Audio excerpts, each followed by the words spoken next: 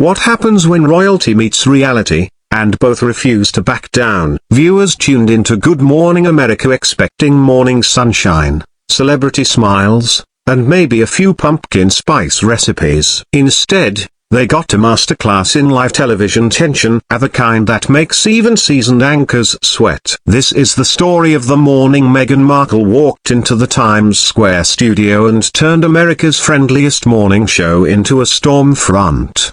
The clock read 8:07 a.m. inside the buzzing studio. Producers rushed between cameras and cue monitors, the smell of coffee mixing with the faint hum of nerves. Sam Champion sat at the main desk, flipping through his note cards, every motion practiced and calm. 25 years of live TV had made him unshakable. "Big day?" one assistant whispered, passing behind him. Sam smiled without looking up. "They're all big days." "She's in hair and makeup." "She?"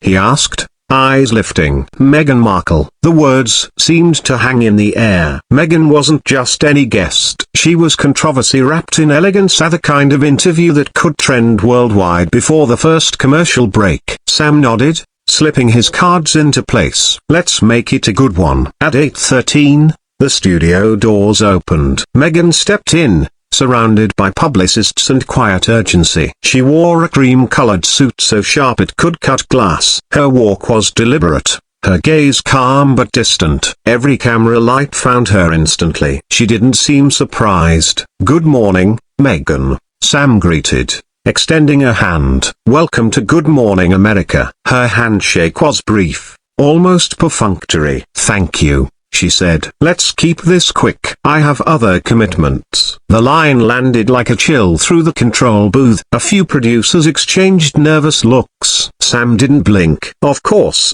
he said smoothly. "We'll get right to it." They took their seats across from each other beneath the warm lights. The telly light went red. Cameras rolled. "Good morning, everyone," Sam began, his voice the familiar calm millions trusted with their coffee. "Joining us today is Meghan Markle, the actress, humanitarian, and advocate for women in leadership." Meghan crossed her legs gracefully. "Thank you for having me. It's important that people with platforms use them for something meaningful, not just fluff." Sam smiled politely. "Well said. Let's start there. What inspired your current initiative?" She tilted her head.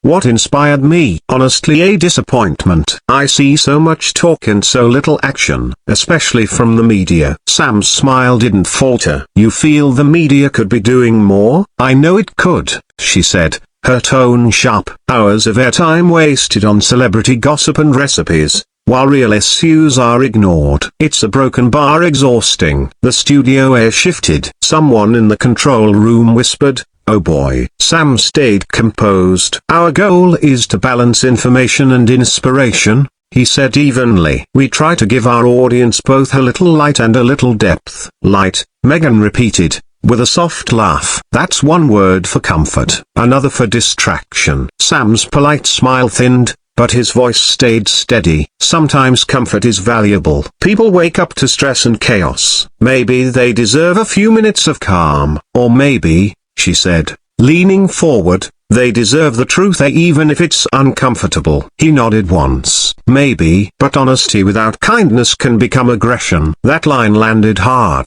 Even Meghan paused. The crew glanced at each other. The tension was becoming visible, electric. Sam pressed on. "You've been outspoken about accountability. What does that mean to you?" "Accountability means people in positions of influence admit when they're part of the problem," she said crisply. "And let's be honest, the media rarely does." Sam folded his hands. "We try to self-reflect." "No," she interrupted. "You hold panels about diversity and privilege, but when the cameras stop, it's the same few people making all the decisions. Look around." "Sam, how diverse is your control room?" The control room froze. No one breathed. Sam inhaled slowly. "I can't speak for every network," he said, "but this team values respect and collaboration. We come from many backgrounds." "Respect," Meghan repeated, a faint edge in her voice. "That word keeps coming up. But respect without equality is just decoration. And I don't see much equality in how I've been treated by the press or here." "You're treated the same as every guest," Sam replied calmly, with professionalism. She gave a humorless laugh. Professionalism, another word for pretending. Sam's eyes flickered toward the camera, then back to her. You're free to speak your truth. Always, and every time I do, I'm called difficult, she said, her tone sharp now. It's predictable. When a woman challenges authority, she's hard to work with. I don't think anyone here said that, Sam answered carefully. Not out loud, she snapped. But you've been warned about me, haven't you? How to handle me? The air went icy. Even Sam's earpiece went silent. He exhaled slowly. We prepare for every guest, he said. Preparation is respect, not control. She smiled faintly. Respect again. You really love that word. I love what it means, he replied. Funny, she said, because honesty seems to make you uncomfortable. Not uncomfortable, Sam said evenly. Just aware that truth and civility can coexist. Her gaze sharpened. Maybe civility is just a shield people use when they can't handle accountability. Sam nodded once. And maybe accountability begins with how we treat others when we walk into a room. That line hit like thunder. Silence followed, a long, heavy, dangerous. The control room counted down to commercial, but Sam gave the faintest shake of his head. Keep rolling. They went to break 30 seconds later, but the tension didn't leave. When Good Morning America returned, the atmosphere was different. You could hear it in Sam's tone, a calm, but edged with something new. Welcome back, he said smoothly. We're continuing our conversation with Meghan Markle about leadership and responsibility. He turned toward her with that signature warmth. Before the break, you mentioned accountability. What does that look like for you personally? Her eyes flickered. There it is again, she said, turning every conversation about change back onto the individual. It's not about me. It's about systems that refuse to evolve. Sam nodded. Understood. But you've worked inside those systems at the entertainment world, the royal family, global charities. Doesn't that give you power to help change them? Her smile was thin. Are you suggesting I'm part of the problem? Not at all,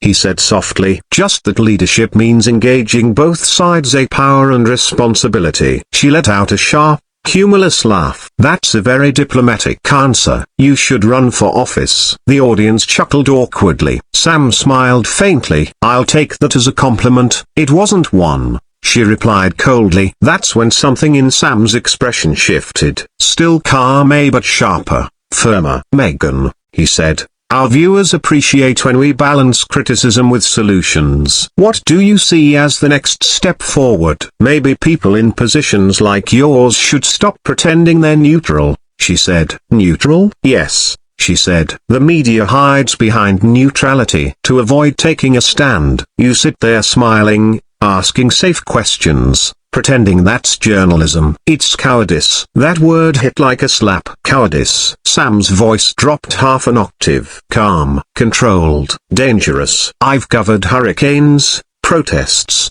and humanitarian crises. What I don't do is turn interviews into battlefields. Oh, please, she said. You talk about weather, not war. Gasps rippled through the audience. Sam's jaw tightened, his fingers still around his note cards. Weather, he said evenly, connects us all. It affects survival, livelihoods, entire communities. It's not trivial. She shrugged. Maybe not, but it's hardly revolutionary, is it? Sam looked at her, eyes steady. Sometimes consistency changes more than chaos ever could. Consistency sounds a lot like complacency, she said. And anger, Sam replied quietly, sounds a lot like deflection. The silence was total. You could hear the hum of the studio lights. Wow, Meghan said softly, almost laughing. So now I'm deflecting? Predictable. I didn't say that, Sam replied. I said the tone feels more like performance than conversation. Her posture stiffened. Performance? You'd know about that, wouldn't you? Excuse me? You've built a career performing calmness, performing empathy. You're likable, but that's not the same as being real. Sam blinked once. I think we're drifting from your initiative. Oh, I think we've finally found the real story, she said, voice low and cold. Because people like you control the narrative. You decide who gets to speak, how much, and how they're framed. And when I don't fit the version you want, Suddenly I'm the problem. That's not what's happening, he said. Isn't it? She shot back. You've been condescending since I sat down, smiling that fake smile like you're trying to box me in. My smile isn't fake, he said quietly. It's composure. Composure?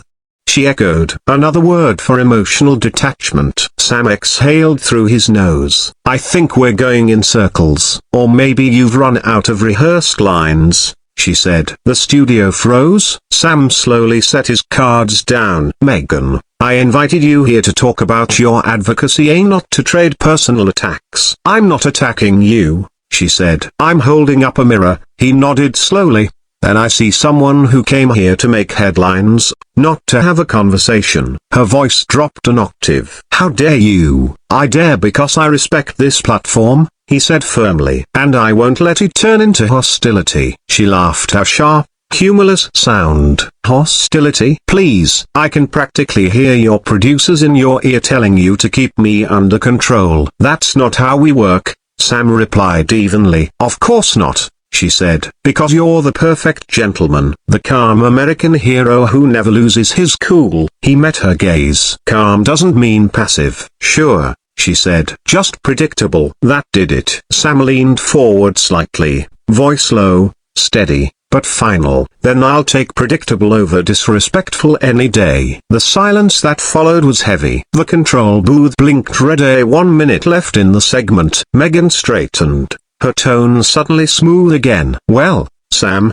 maybe this conversation proves exactly why change is necessary. People prefer comfort over confrontation. And maybe, Sam said softly, change starts with listening as much as speaking. Her eyes flickered. Maybe, she said quietly. The red light above the camera went dark. The interview was over. But the damage was done. As the crew exhaled, Sam removed his mic slowly. Meghan stood, expression unreadable. She offered a polite, distant smile that never reached her eyes. Good luck, Sam, she said. You too, Meghan, he replied, matching her tone. She left the studio as calmly as she had entered, a publicist trailing, the door closing softly behind her. Sam sat for a long moment, still at the desk, the lights hot on his face. Finally, he glanced at the floor manager. Next segment, he said simply. By the time Good Morning America returned to air, social media was already on fire. Clips of the exchange flooded timelines. Hashtags like #Meghan vs Sam,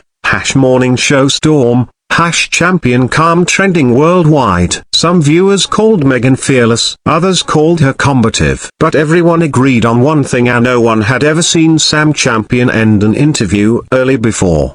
By noon, the show's producers released a short statement. This morning's interview was unscripted, unfiltered, and live. We stand by our commitment to open conversation even when it's uncomfortable. Sam, as always, said nothing publicly. He didn't need to. His silence spoke louder than any tweet. And Meghan? She posted a single photo hours later, a serene image of her walking out of the studio, sunlight spilling over her shoulders. The caption read only, "Sometimes the storm clears the air." That day, everyone learned something about the weather, not the kind Sam Champion reports, but the kind that brews between two people when truth and ego collide. Because in live television, storms don't give warnings. They just arrive. And when they do, even the calmest man in America might have to cut to commercial.